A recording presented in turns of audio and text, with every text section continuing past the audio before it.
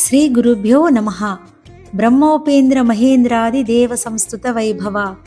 బ్రహ్మ, విష్ణువు, ఇంద్రుడు మొదలైన వారిచే స్తుతింపబడిన అమ్మ.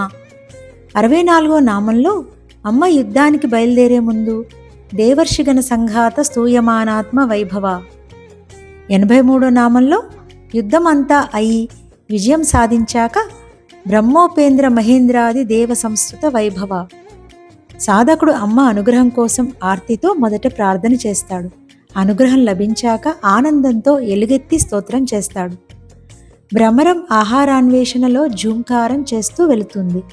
కడుపు నిండా తేనెను ఆస్వాదించాక కూడా ఆనందంతో జూంకారం చేస్తూ వెళుతుంది. భజన చేయడం వల్ల నాకు భగవంతుడు దొరికాడు, అలా అని ఇప్పుడు భజన చేయడం మానను, భజించడం నా స్వభావం అయిపోయింది అంటాడు తుకారాం. అమ్మవారిపై ఋషులు చేసిన అనేక స్తోత్రాలలో ముఖ్యమైనవి ఈ క్రింది 2 శ్లోకాలు.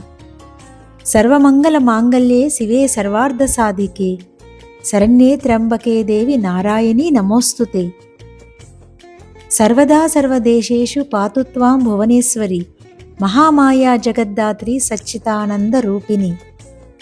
ఈ 2 శ్లోకాలు చాలు. స్నానం చేసి వచ్చి మీరు అన్నా లేదా మీ పిల్లల చేత అనిపించినా మంగళకరమైన వస్తువుల రూపంలో వచ్చి మిమ్మల్ని అనుగ్రహిస్తుంది.